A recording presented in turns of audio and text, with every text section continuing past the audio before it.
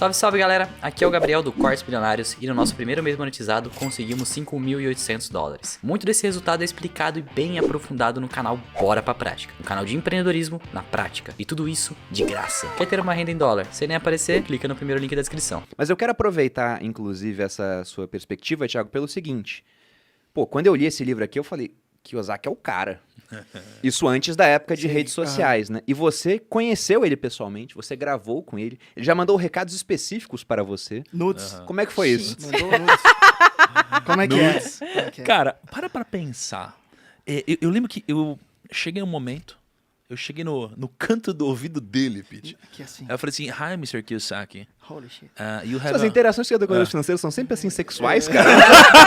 Eles são sempre sensuais. Essa voz aveludada Não. já me conquistou, mano. O cara pensa, porque assim, é muito... Eu falei, Kiyosaki, you have a rich dad, but I'm the rich cousin. Holy shit. Aí, Traduza. Você é o primo, você tem um pai rico e eu sou o primo rico, né? E aí ele deu risada e tudo mais. Eu expliquei, porque aqui a Ele gente tem um deve ter primo rico. parado pra pensar quem comeu quem, né? Pra fazer a árvore genealógica do... Ficou complicado, Como né? Só que, cara, assim, pensa que eu sempre tive ele muito como um ídolo. Né? E nessa época o seu canal ainda era muito menor do que é hoje, né, cara? Isso. É que você vê como são as coisas, o parâmetro é muito foda. Porque quando a gente olha pra hoje, a gente fala, nossa, era quase que irrelevante. Mas pra época era muito relevante, né? Perto do parâmetro que a gente tinha. E aí, ele veio pro Brasil num evento e, cara, imagina eu me realizando. Porque se pudesse escolher um nome no mundo sobre educação financeira, era o Kiyosaki. Com certeza era o Kiyosaki. Talvez seja hoje pra muitas pessoas ainda. E aí eu cheguei, cara, e ele veio para um evento, eu tive a oportunidade de encontrá-lo e eu fiquei tão feliz que eu divulguei muito o evento, né, na época. Isso daqui ajudou muito a gente a se linkar. E aí a gente, cara, se conheceu, a gente gravou um vídeo, ele gravou uma entrevista para um documentário que eu estava produzindo, me deu dicas na época, falou sobre o livro, falou sobre um monte de coisa. E eu, cara, tava do lado do meu ídolo, né? Só que é diferente a relação. Hoje... Quando eu tô do lado de pessoas que são ídolas ou são muito incríveis e tal... Tipo agora. Tipo agora do lado do Pete, eu nem tremo. Mas naquela época, imagina... Acostumou, né? Acostuma um pouco, né? Metido. Vai ficando metido, né? Vai ficando metido, né? É difícil a gente não se acostumar a alguma coisa. Dizem que a gente se acostuma a uma prisão em 7 dias. Olha como são as coisas. É isso mesmo, amor?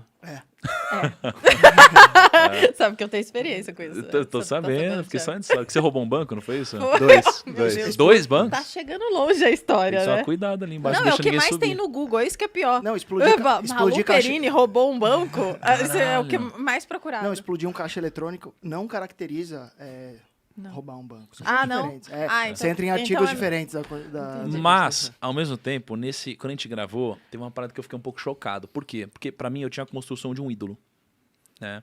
E aí quando a gente começou a gravar, cara, eu fiquei era um normal. pouco dividido, assim. Tinha primeiro um lado que ele era normal e um lado que ele só falava sobre um assunto na época. Ele ficava falando sobre... Era o Obama e o Trump. E ele ficava falando... Não, o Obama, não sei o que lá, Obama, fake money, o caramba, e ficava metendo pau no Obama e falava, o Trump é top.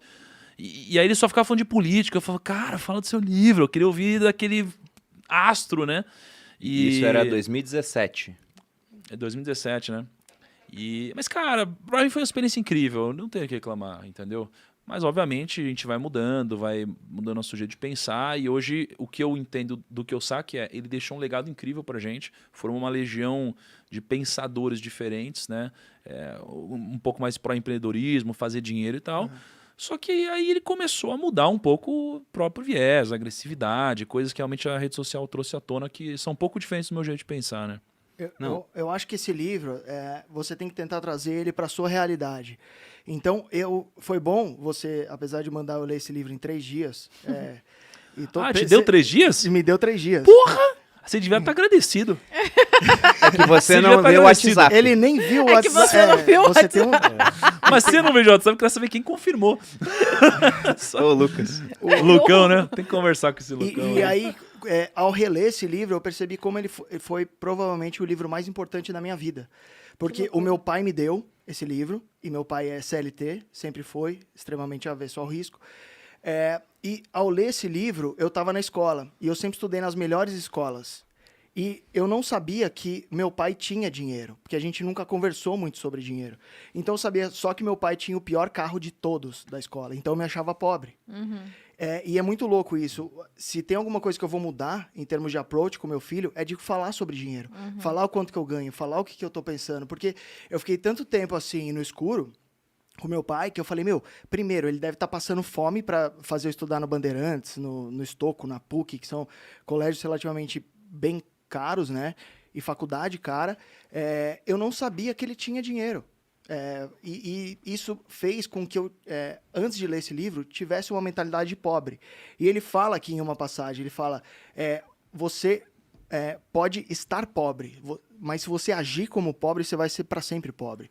Então ele fala, o pai rico, em alguma passagem... Eu tô até com ela aberta aqui. Ele fala que, tipo, ele podia estar quebrado, mas ele nunca falava que ele era pobre. A frase específica é assim: há uma diferença entre ser pobre e estar quebrado. Estar quebrado é temporário, a pobreza é eterna. É isso. Foda. Era isso. Não, que eu tem uns trechos que ele fala. Imagina uma criança de 9 anos, que era o caso do Kiyosaki aqui, e ele conta, né? Meus 2 pais tinham atitudes mentais diferentes. Um acreditava que os ricos deviam pagar mais impostos para atender aos menos afortunados. O outro dizia, os impostos punem os que produzem e recompensam os que não o fazem. Um dos meus pais recomendava, estude arduamente para poder trabalhar em uma boa empresa. O outro falava, dedique-se aos estudos para conseguir comprar uma boa empresa.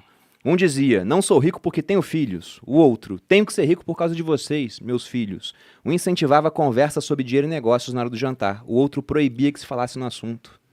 Cara, Então você vê, louco isso. eram opostos de fato. E esse negócio de ser pai, eu acho que até o Joel, Agora você eu já falei sobre isso com o Joel, é muito louco, cara, porque depois que nasce o catarrento, você fala, mano, eu não tenho opção ser pobre, não tem como.